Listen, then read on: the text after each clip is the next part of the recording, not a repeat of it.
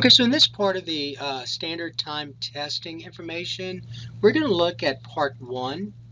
And in part one, that's where we're going to talk about test materials. So on page 16 of your manual, your administration manual, you will find information on materials overview. And then page 18 is where they start talking about security of materials.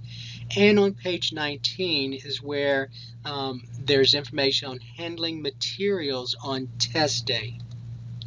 So let's first talk about the materials overview. So I want to have you go to page, and this is on page, let's see, page 16 of the manual. So this is where they start talking about the materials overview. So the first part is test materials are specific to a test date and administration. So test materials are sent for specific test dates, initial or makeup, and administration types, standard time, accommodations, etc. Failure to use the correct test materials will result in a misadministration and cancellation of scores. A test date flyer stating the specific date or window for the administration type is included in your materials shipment. If you are unsure whether materials can be used for a test date, contact ACTBU before using the materials. And then standard time test booklets will have a triangle symbol on the cover. So you can see this triangle right here. Now I'm going to show you what it looks like. I don't have a copy of the one from last year for standard time, but this is what accommodations time looked like. So you'll see, and it's kind of, let me see if I can. I was going to see if I could rotate it, but I don't think I can rotate on the way it's on this particular file. But you'll notice, and this is last year's, it'll have the ACT test. It'll say which administration. This one was accommodations, and then the date. And then for accommodations, you have a circle.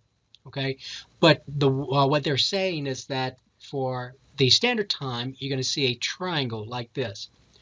Okay, so let's talk about the quantity of materials. So ACT will provide separate quantities of materials for your initial and makeup test dates. And then the quantity of materials shipped for the initial test date is based on the student enrollment in PA Next, plus an additional overage. For the makeup test date, the quantity of materials shipped for the makeup test date is based on the order placed by the test coordinator in PA Next. So after the initial test, you're going to, if there are any makeups that you need to give, you're going to place an additional order for those makeups. Okay, materials provided by ACT. So you're going to have secure materials, and those are going to be your test booklets, and they can be multiple choice. We don't do writing. And then the non-secure materials will be taking the ACT state testing and district testing. That will be for the students. And then administration supplement state use questions. That's the purple sheet. Okay, so that part looks like this. So it's going to be in your packet, and it's going to tell you so notice up here it says ACT Administration Supplement for Louisiana.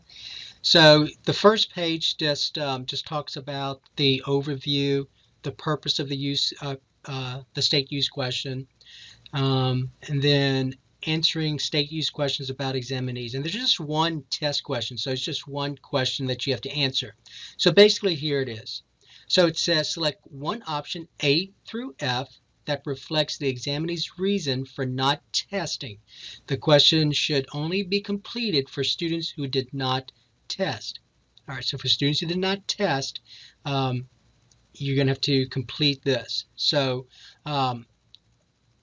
you have A, B, C, D, E, and F. Okay? All right, now, if you go to, and then they talk about how staff completes the state use questions. So you're going to do this on or after test day. You don't do it before test day. It's done on or after test day. And then you just follow the the directions. So it tells you how to go under task to complete all this. Okay. All right. So that is what they are talking about when they mention for the non-secure test materials, when they talk about the administration supplement state use questions. Then the other thing that you're going to receive are barcode labels. All right, so then let's talk about the test administration manual. So that's the other non-secure materials. So if you go to the next one, you're going to get administration manuals. You're going to get the applicable supplements, including the calculator policy. You're going to get the answer documents. You're going to get a site header. So make sure that you do have that site header before you leave the office. The site header is pre-gridded by machine and identifies your site in scoring system. It also determines the test date represented on the score reports. Okay, so if you receive a pre-gridded site header for your administration, check the header for accuracy. If the pre-gridded information is not accurate for your site, call ACT. Then you're going to also receive test administration forms, which are separate from the manual. So one set of forms is required for each test room. Do not separate the pages. Use and submit it as a single sheet. Make a photocopy of each completed form and keep for at least 6 months. Each contains the following forms. There's a test room report, which is to be completed by the test coordinator and room supervisor. There's the roster, which is completed by the test coordinator and room supervisor. There's the seating diagram, which is completed by the room supervisor. And then there's the timing report, which is completed by the room supervisor. So here's the test room form. This is what it looks like. So remember, we're talking about here the test administration form, which is separate from the manual. So again, there's one set of forms which is required for each test room, and so it's going to have the test room report, the roster, seating diagram, and then timing report. All right. So here's what it looks like. So there's a test room report. So you have to complete all this information. So there's a section here that says before testing, complete A through C to record an account for all test booklets provided to this room. Then if I go to the next one, then it says this. After testing, complete D through H to record an account for all materials returned to the coordinator. Now, before we go on, make sure in C that the room supervisor signs and the test coordinator initials. That's the before testing. Then for H, do the same thing. The test coordinator signs and the room supervisor initials that time. All right. So then the seating diagram is this. So here's the seating diagram. So you must indicate number one, whether it's single level, multi-level. Number two, the writing surface, whether it's a desk or tables. And then notice it says inches. Now you can go ahead and cross the inches out and put feet if you want to. And then the shoulder, shoulder, head to head. Now remember, if we are in still in phase 2 or phase 3, the minimum distance is going to be at least 6 feet. So make sure you're aware of that. Don't seat students 3 feet or 3 feet or 4 feet if we're in that social distancing format.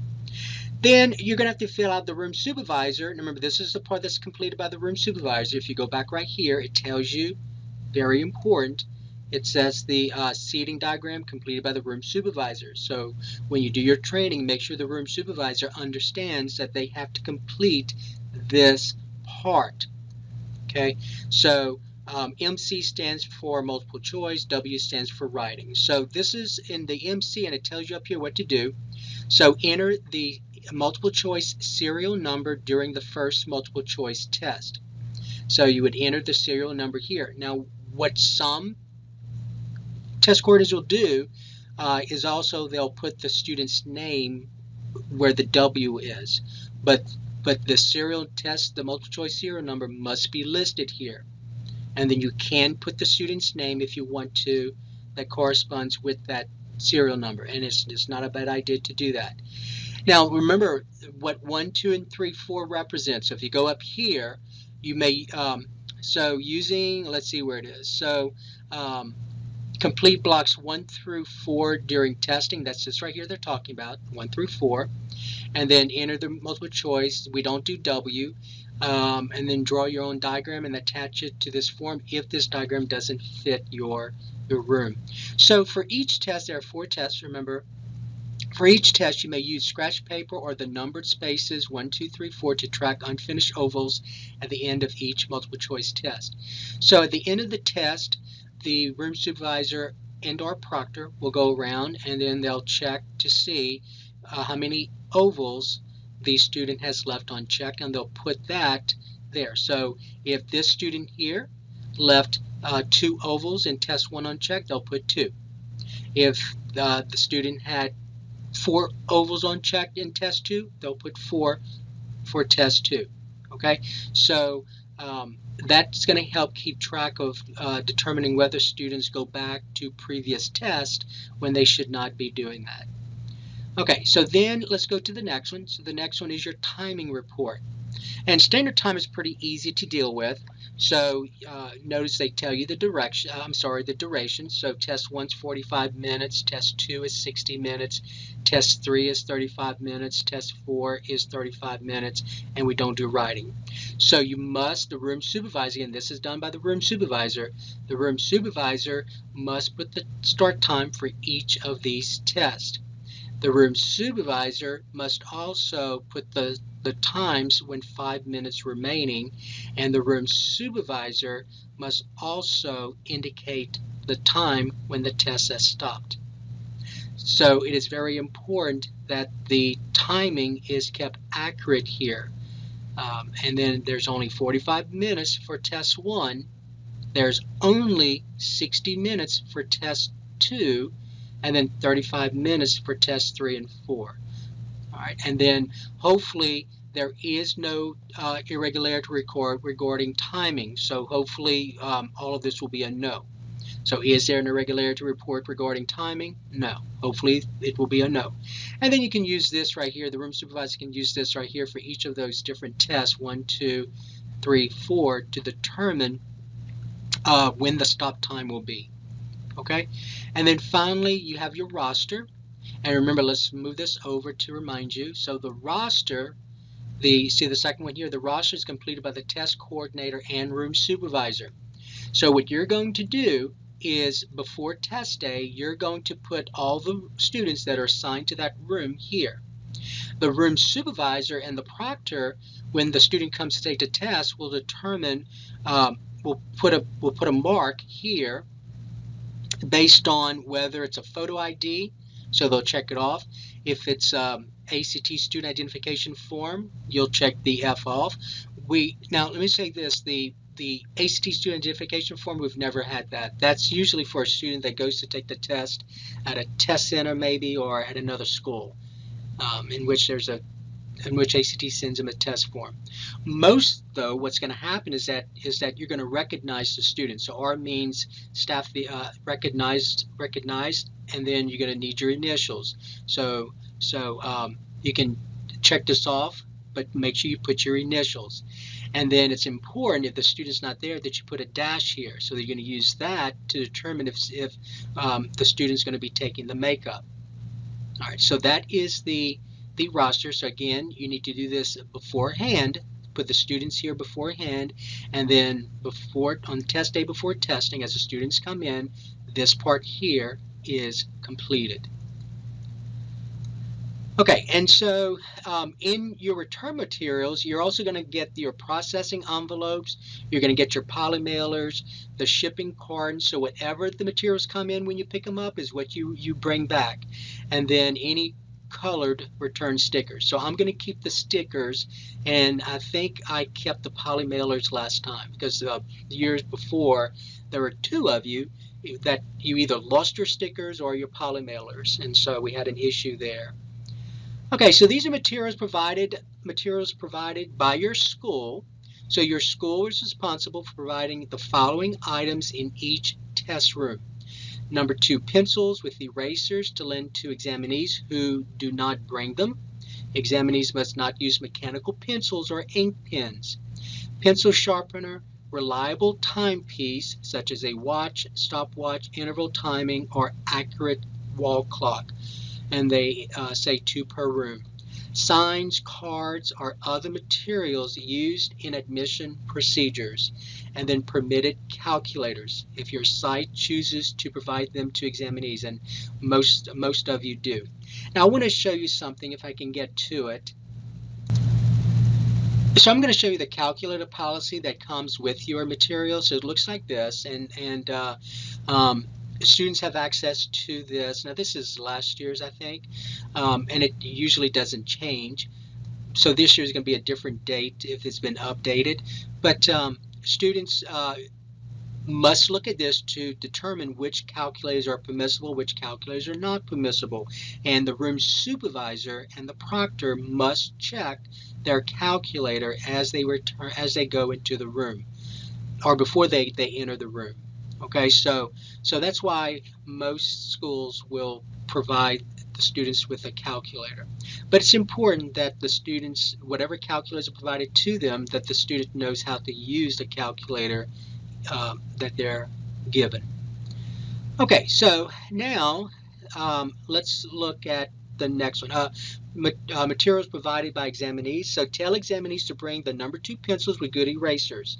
Examinees must not use mechanical pencils or ink pens, and a permitted calculator desired for use on the math test. So remember, we're still in a pandemic, so you may want to make sure that they know that they should be bringing their own pencils. Now, if you do provide students with pencils, you may want to just tell them to keep it. Okay, now let's talk about security of test materials. So that was the next one, I think. Let me just check real quickly. Okay, so that's going to take care of materials overview. Now let's look at the next one. So the next one is security of materials. So that's going to be on page, let me scroll down real quick, that's on page 18. So let's look at this part. So security of materials. First thing they talk about is secure test materials. Secure test materials include all test booklets and all answered documents with an examinee's identifying information, even if the examinee completed only the non-test portion or only a barcode label is applied.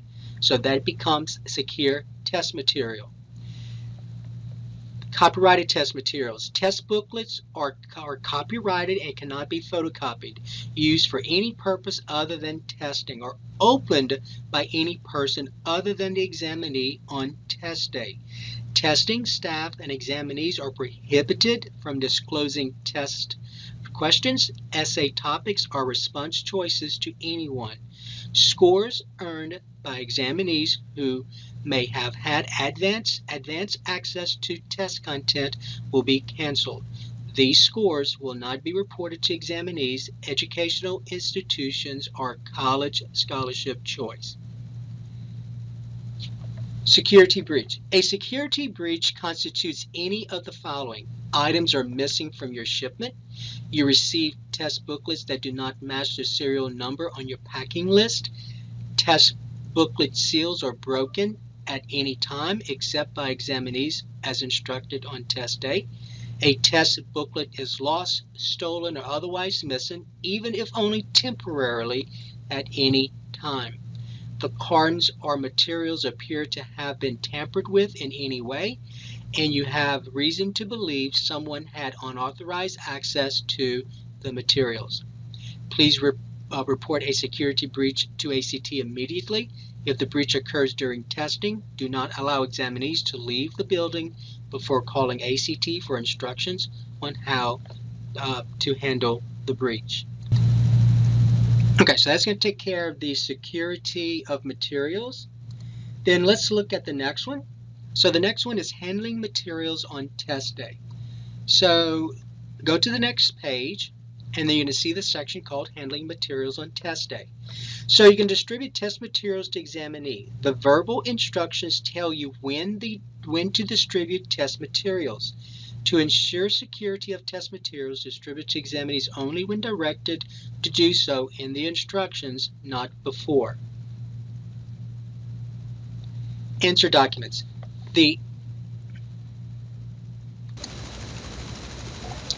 So in answer documents, it says this: as answer documents are distributed, be sure each examinee receives the answer document with his or her name on the barcode label or the student code gridded in block U. So let me show you what that looks like. So on their answer document, at the bottom, you'll see this right here. It says block U.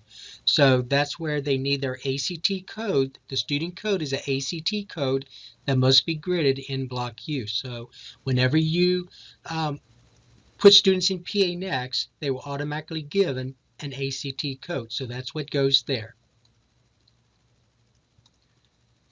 Test booklets. Personally hand one test booklet individually to each examinee in sequential serial number order. The multiple choice test booklets are distributed when directed in the verbal instructions. All examinees seated in the room receive a multiple choice test booklet. The writing test booklets are distributed. Okay, so we don't do writing, so I'm going to skip that part. Do not allow examinees to handle any booklets except their own. For example, do not allow booklets to be passed down rows or across aisles. Make sure that you are the room supervisor or the proctor is the one that is distributing the test booklets. Make sure each examinee receives only one booklet. Keep track of how you distribute booklets so you can document the serial number given to each examinee in the seating diagram. All right, so there's an example they provided right here. So you have your start, then you go 001, whatever the serial number is, 002, there's the empty seat, then you do 003, and so on. Whatever the way you distribute it should be in that order. And then you just go to that room form and you put the serial number in the appropriate box with that student's name. All right, keep test materials in a secure location as examinees enter and exit the test room. Account for all test booklets before testing, at break, and before dismissing examinees.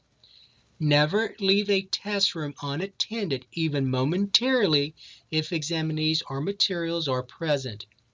Ensure that each test room has sufficient staff for the number of examinees present.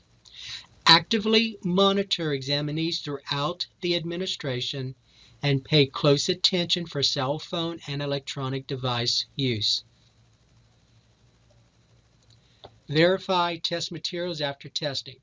After testing and before dismissing examinees, room supervisors must verify all materials. Number 1, individually collect and check answer documents. A, confirm the certification is copied. B, confirm the answer document is signed. C, confirm the form code is gridded. D, stack all answer documents so they face the same direction. E, verify the number of answer documents collected equals the number of examinees.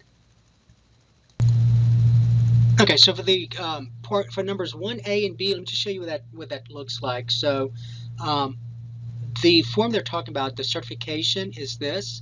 So the student's going to read this, and number 2 will say certification, copy the italicized certification below. So this is going to be this part here, right here. So they're going to copy that, the italicized certification below. Then sign and date the spaces below. So I agree to the statement above and certify that I am the person whose information appears on this form. I'm sorry, I didn't mean this right here. The italicized, it says copy the italicized certification below. So that's just right here, excuse me. So it's just right here. They would write it here, and then they would sign and put the date that they did this. Okay? All right, so then Then the other thing was part C, where they talked about the form code. So just make sure that the student at the appropriate time had put the form code here, because that's going to determine. So they write it down, and then they put an oval. Make sure it matches. Make sure the form code and this do match, because that's what they're going to use to grade or score their responses. Okay, let's look at number 2. Individually collect and check the test booklets. So then you're going to check the test booklets. Confirm the test booklet is signed. Make sure they've signed it. B, verify the number of booklets collected equals the number distributed. C, arrange the test booklets in sequential serial number order. Note, use your test room report to reconcile the test booklet counts after the test. Okay, so they're talking about this. So remember this room form you have to complete? So that's the one where the test room report. So where it says after testing. So I'm going after testing. So this is where you would reconcile what you received and what you got back from the students and what you're turning in. All right, and then the test coordinator will complete part G. Make sure after D, E, and F you complete, that the and the coordinator completes part G, that you make sure as a test coordinator that the signature is there and the room supervisor has initialed. Okay, so that's where that goes.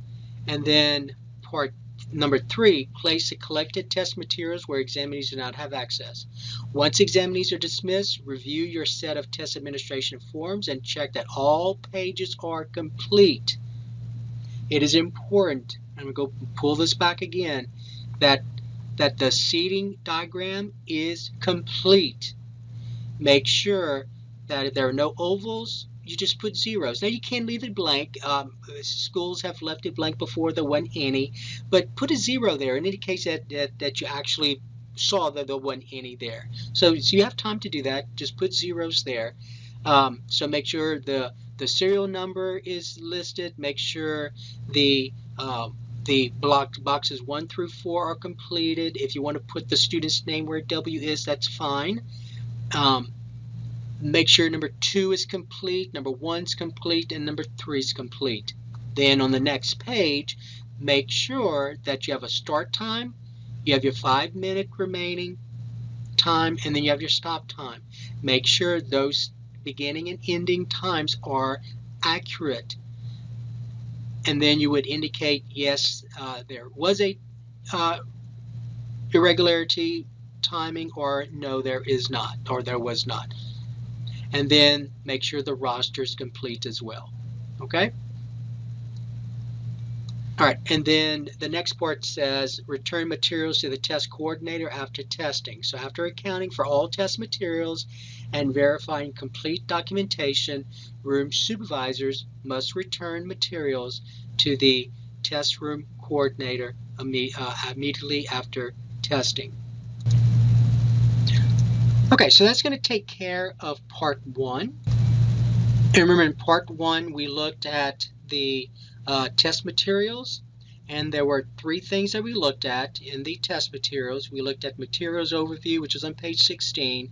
We looked at page 18, which covered security of materials, and we looked at page 19, which was handling materials on test day. That will end this part 1 video.